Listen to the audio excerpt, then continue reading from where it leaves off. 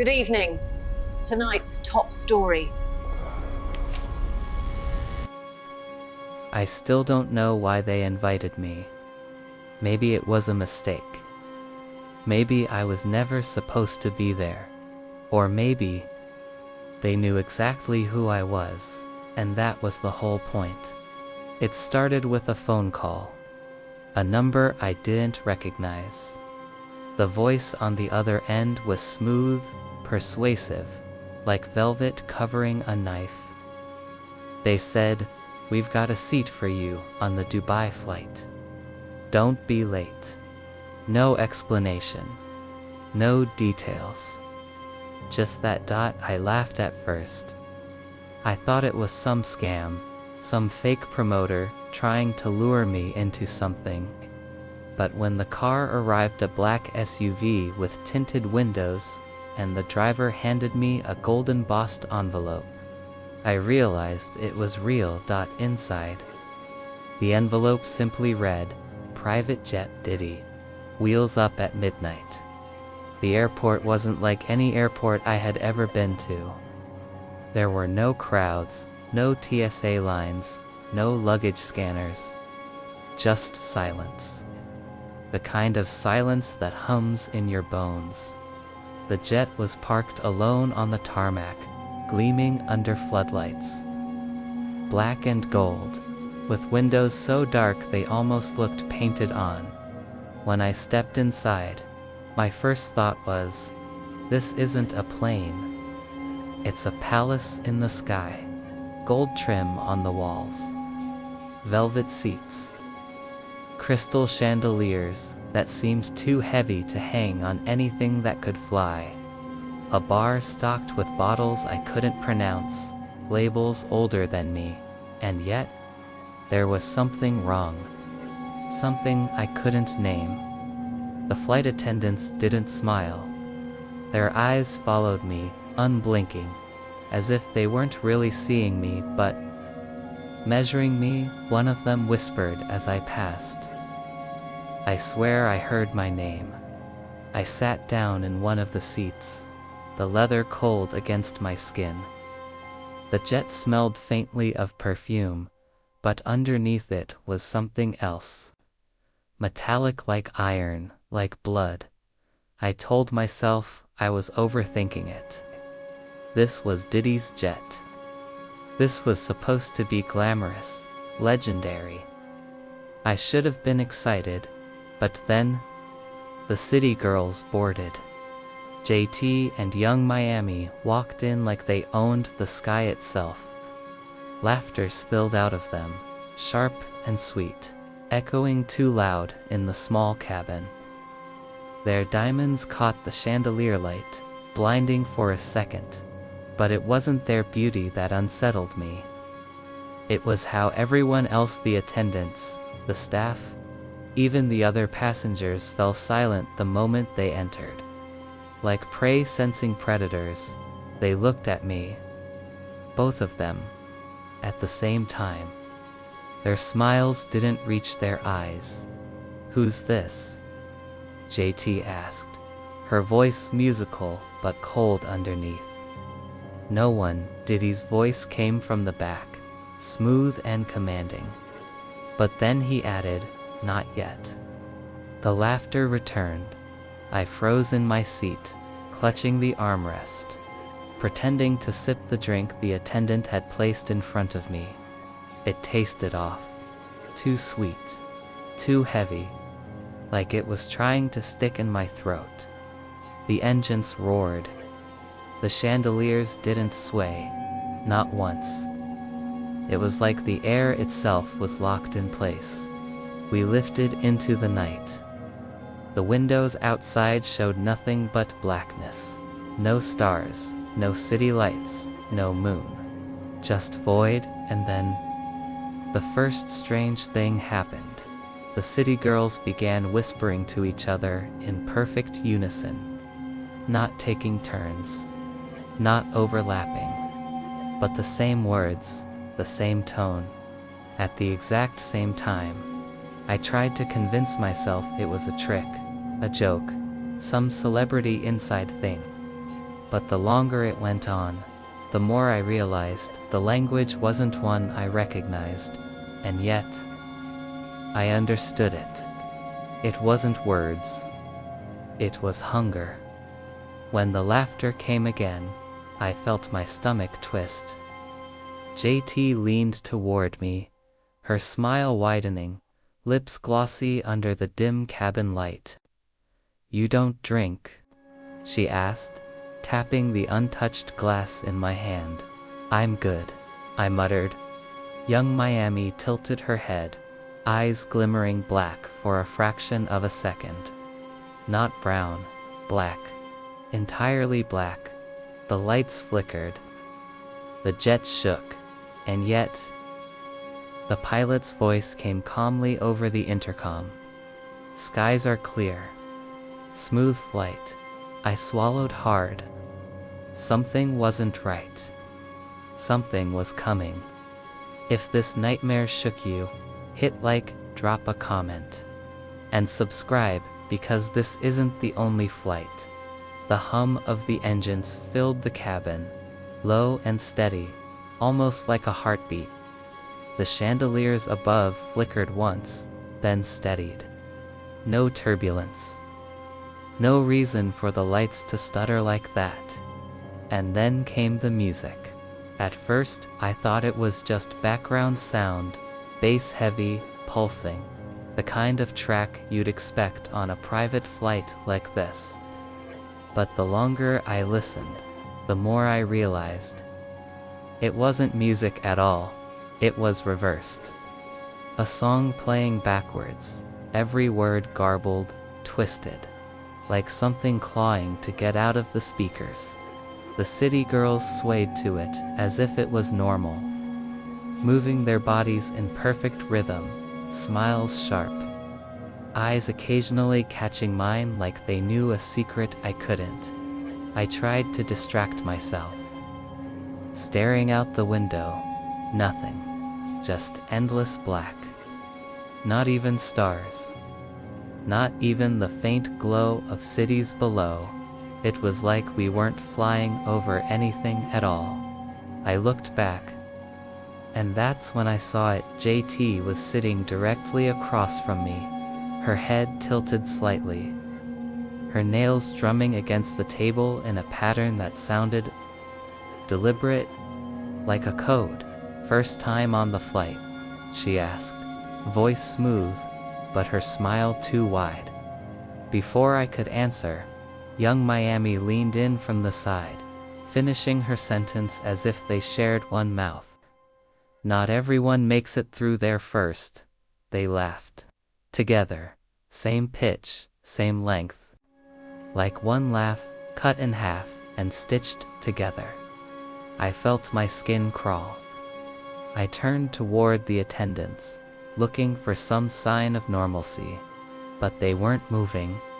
They stood at the edge of the cabin, hands clasped tightly, eyes glassy like dolls. One of them's lips moved slightly, whispering my name. I gripped the armrest. My heart thudded. I told myself, it's just a game. It's all just some twisted celebrity hazing ritual. But then, something else happened. The cabin lights dimmed. Not from turbulence or a switch, but as if shadows were pouring in from nowhere.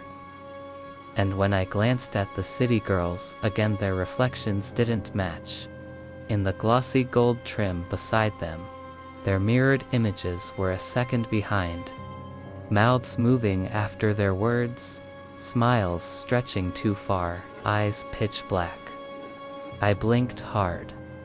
Told myself it was the champagne, the pressure, lack of sleep. But then JT leaned forward and whispered, low, intimate, "You see it, don't you?" Her eyes locked on mine, shimmering inhuman for just a split second. "You see what the others ignore." My throat tightened. "What are you talking about?" I muttered. Young Miami grinned, sliding closer. "Don't worry. You'll understand before we land." The music surged, louder now, voices layered within it. Not beats, not lyrics, screams, distant, echoing. The attendants began to move, finally, but not like people. Their motions were jerky, too stiff, heads turning before bodies followed. One carried a tray of drinks, stark liquid swirling thick in the glasses. When she passed by, the smell hit me, coppery, rotten, like spoiled meat. I shoved it away. My stomach churned. The city girls just laughed. I turned again toward the window, desperate for escape, desperate for something human. But there outside the glass I saw movement. At first I thought it was turbulence, clouds shifting. But the longer I stared, the more it formed a shape, a figure, clinging to the side of the plane. Its body was too long, its limbs thin, spindly, scraping against the glass. Its face, if you could call it, that was pressed close, pale and distorted, mouth gaping open in a silent scream. I flinched back, heart pounding. JT followed my gaze. She smiled, slow and cruel. Don't worry about them. They're just jealous they didn't get on the flight. The creature vanished in a blink, swallowed by the void outside. But I knew what I saw. This wasn't a flight. It was a trap. I turned toward Diddy, finally, hoping for some explanation, some human anchor in this nightmare. But he wasn't watching me. He was watching the city girls. His face calm, almost reverent. And in his hands, I noticed for the first time a book. Small, leather-bound, covered in symbols that seemed to move when I looked too long. He flipped a page. The ink was wet, fresh. And there, clear as day, was my name. The moment I saw my name written in that book, something inside me cracked. This wasn't random. I wasn't lucky, or chosen by mistake. I was a target. I wanted to scream, to demand answers, but my voice caught in my throat. Diddy's eyes never left the page, his lips moving silently, as if reciting something only he could hear. The city girls leaned in closer, one on each side of me, their perfume sharp, cloying, masking something foul beneath it. Don't be scared, JT whispered, though her voice sounded doubled, like two voices sliding over each other. It's just beginning, young Miami finished, smiling with teeth too sharp in the dim light. The chandeliers flickered again. This time, they didn't steady. The light inside the cabin pulsed with the music, if you could still call it that. The reversed song had shifted deeper, slower, until it sounded less like a track and more like chanting. I realized with horror that it wasn't coming from the speakers anymore. It was coming from the attendants. Their mouths moved in unison, eyes glazed, voices humming that backwards prayer. The air itself grew heavy.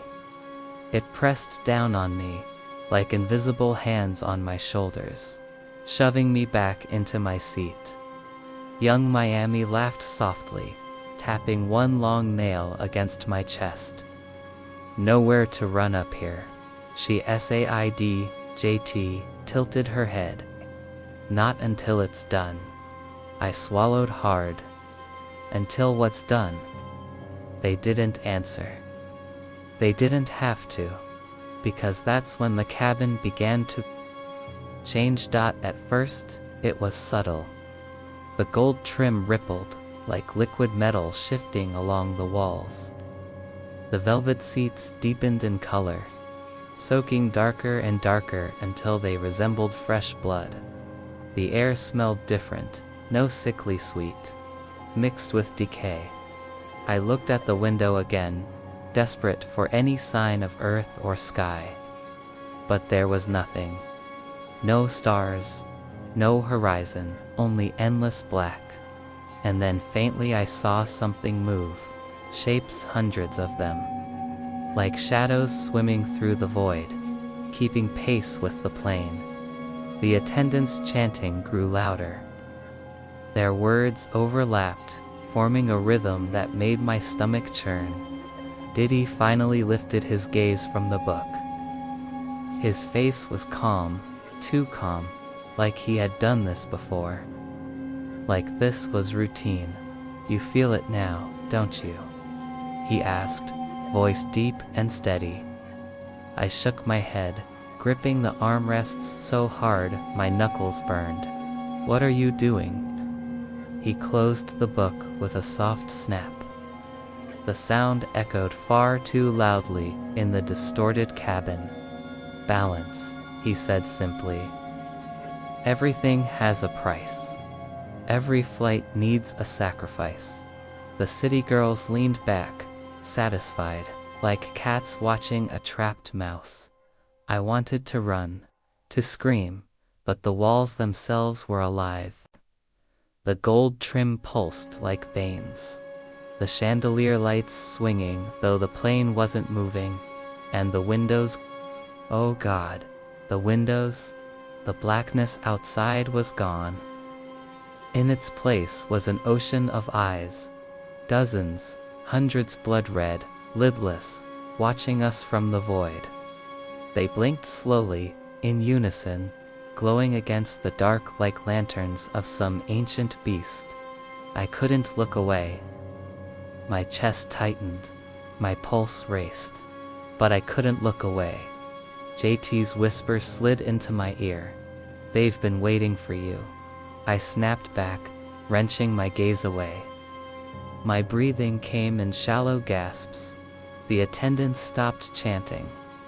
Dead silence filled the cabin, and then they all turned their heads toward me, every single one, the same time. Their necks cracked with the motion, eyes wide, mouths stretched into identical, grotesque smiles. "Chosen," they said together. I stumbled back, nearly tripping over my seat. "This is insane," I muttered. "This isn't real. This can't be real." But it was. Every nerve in my body told me it was. Diddy stood, finally, the book in his hands glowing faintly, the ink pulsing like it was alive.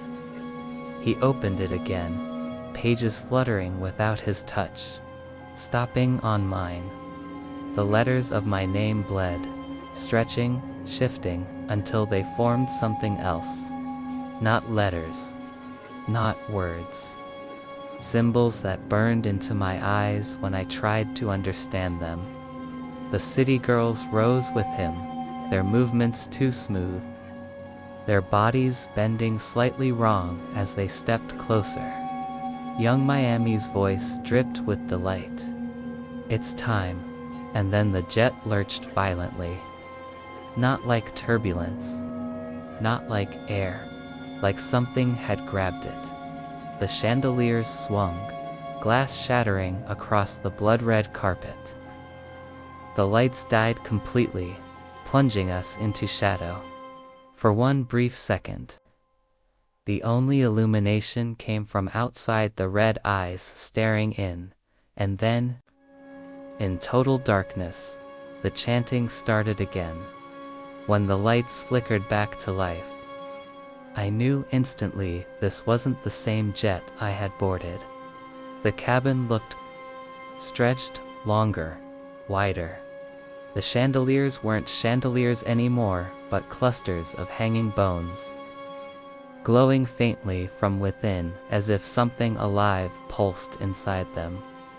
The velvet seats had grown slick, wet, dark. When I touched one for balance, my hand came away sticky. I didn't want to look too closely at what it was. And the windows, God, the windows no longer showed the sky at all. They showed something vast, endless, shifting. A storm of shadows, writhing against the glass, pressing close like they wanted in. I stumbled back, my breath shallow. But there was nowhere to go. The attendants had changed too. Their faces blurred, features stretching and snapping back as if their skin wasn't holding right. Their mouths opened, wider than humanly possible, the chanting pouring out in waves. But it wasn't just sound anymore. It was pressure. Each word vibrated through my bones, rattling my teeth, making my vision swim. I clutched my head, trying to shut it out. But the city girls were moving now, dancing in the center of the cabin. Not the way I had seen them before. All charm and rhythm. No, this was something older. Something primal. Their bodies twisted unnaturally, bending back until their spines cracked. Their limbs snapping like broken marionettes, yet still moving to the backwards song. Their jewelry glowed red, each pendant and chain pulsing in time with the chanting, until sparks of light drifted off them like embers. I tried to scream, but Diddy's voice cut through everything. Silence. It wasn't loud. It didn't need to be. The sound of his command hit like a weight in my chest, stealing the air from my lungs. He stood at the center of it all, calm, the leather-bound book in his hand glowing brighter. His lips moved, but I couldn't understand the words until suddenly, I could. Blood must bind. Flight must balance. One must remain, one must descend. The attendants echoed him, their broken voices merging into a perfect, horrific harmony. And then he looked at me. "You've been chosen," he said. Eyes cold, empty, yet burning with something that wasn't human. Not because you matter, not because you're special, but because you're here. He turned the book toward me, and I saw my name again only. This time, the ink wasn't ink. It dripped, thick and red, sliding down the page like it was alive. I backed away, shaking my head. No, I didn't ask for this. I don't want this. JT's voice slid over mine, mocking. No one ever does. Young Miami laughed, high and sharp. But you can't get off now. The doors don't open for the living. The music, if you could still call it that, surged louder. The attendants' chanting rose to a fever pitch. The city girls circled me, moving in sync, their steps pounding against the carpet like drums. Their shadows didn't match their bodies. They were taller, stretched, claws dragging along the floor as they danced. I tried to push past them, but every time I moved, they shifted, blocking me without touching me. Their eyes glowed black, their smiles wider, too wide, splitting their faces unnaturally. I felt the pressure building, the air thick, electric. Something was coming, and then it happened. The ceiling split open, not physically, not like metal tearing, but the air above us cracked like glass, revealing something behind it, a void. Endless, swirling, alive, and within it shapes. Dozens, hundreds, maybe thousands. Twisted figures with wings that weren't wings, faces that weren't faces. All pressing closer. Their whispers poured through the crack, and I realized with horror. They were speaking to me, calling me by name. Diddy raised the book high, his voice booming now, echoing with something inhuman. Take him, bind him, balance the flight. The city girls shrieked, their voices splitting the air, their bodies lunging toward me. I staggered back, my hand brushing against one of the mirrors mounted near the bar. For just a second, I saw something different, not their demonic forms. Not the twisted cabin, but the jet, as it should have been. Normal, luxurious, untouched. And in that reflection, my face, terrified, alone, but behind me. In the reflection only, stood a man I had never seen before. His eyes hollow, his mouth sewn shut with black thread. He reached toward me and then the mirror cracked, splintering the image. The attendants collapsed, their bodies twitching violently. The chanting stopped mid-scream. For a heartbeat. The cabin was silent except for the roar of the wind and the endless tearing of the void. Diddy roared, his voice booming like thunder, shaking the jet. You shouldn't have done that. You've broken the passage. The book above him ignited, pages crumbling into ash. The glyphs swirling madly through the cabin like fireflies of burning ink. The horned figure in the reflection stepped closer, its hands breaking through the mirror's surface. Skeletal fingers reaching into reality. The city girls screeched, their bodies convulsing. Torn between my reflection and the strings holding them. The jet tilted violently. Nose first, plunging deeper into the void. I staggered forward, pressing the shard tighter against my palm, the blood dripping faster.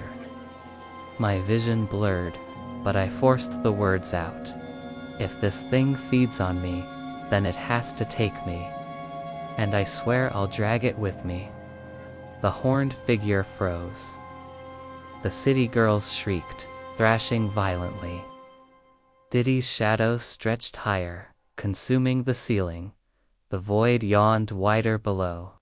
The roar deafening, the stars burning crimson. And then the plane hit something, not land, not sky, something else. The impact was silent, but my soul felt like it was being ripped apart, stretched in every direction at once. My body slammed into the aisle, vision going white hot, ears ringing with static dot. And when I opened my eyes, I wasn't on the jet anymore. I was standing on something endless. Black stone, cracked and pulsing with red veins of fire. The void stretched in every direction. And the horned figure towered above me fully now. No reflection. No barrier, and the city girls knelt at its feet. Their voices echoing as one. The passage is complete. The air was different here, heavier, every breath burned like smoke and rust. And every step on the black stone floor sent tremors rippling outward into the infinite abyss. The sky, if you could call it that, wasn't sky at all. Just endless dark, stitched together with red lightning that never fully struck. Only writhed like veins across the void, and towering above me. Was it the horned figure? Its body stretched endlessly upward, its shoulders lost in shadow. Its face flickered between shapes, sometimes a skull, sometimes a blur of teeth and eyes, sometimes my own face twisted into something hollow. Its voice came not from a mouth, but from everywhere at once. The flight has landed. The city girls knelt at its feet, no longer trying to hide what they were. Their bodies flickered like broken signals, sometimes human, sometimes stitched husks dripping black liquid. Their voices overlapped, whispering like static. The passage is complete. The offering has arrived. I stumbled back, clutching the bloody shard of mirror still in my hand. It was cracked now, glowing faintly with my reflection inside. My own face stared back, but something was wrong. Its mouth moved, whispering words I couldn't hear, I raised it, trembling. Why me, out of everyone? Why me? The city girls turned their hollow eyes toward me, grinning with stitched mouths that somehow still spoke. Because you boarded. The horned figure bent lower, its shadow washing over me like a tide of ice. The ritual requires the willing. No chains, no force. You stepped into the jet. You took the seat. You accepted the drink, and by doing so, you accepted the passage. My stomach turned.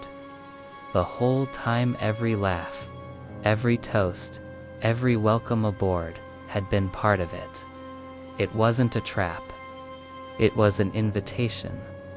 And I had walked straight into it. Diddy appeared from the shadow behind the city girls, or maybe he had always been part of it. His suit was torn, his skin crawling with faint black glyphs that shifted like insects. His eyes, two pits of ash. You're not the first, he said flatly. Every flight requires balance. Every celebration needs a cost. The parties, the girls, the glamorettes, all bait. And people like you. His grin widened. You never see it coming until it's too late. I shook my head violently. No, I'm not staying here. I'll fight my way out. The figure cut me off, its voice rumbling like thunder tearing through stone. There is no out. This is not a place you leave. This is where flights end. The city girls rose in unison, circling me once more, their bodies flickering in and out of reality. For a moment, they looked human, again laughing, flawless, radiant under club lights. And then they glitched, stitches ripping across their faces. Their jaws splitting too wide, their bodies bending backward unnaturally. They leaned close, their voices echoing inside my skull. We carry them in. We leave them here. We return. We feast again.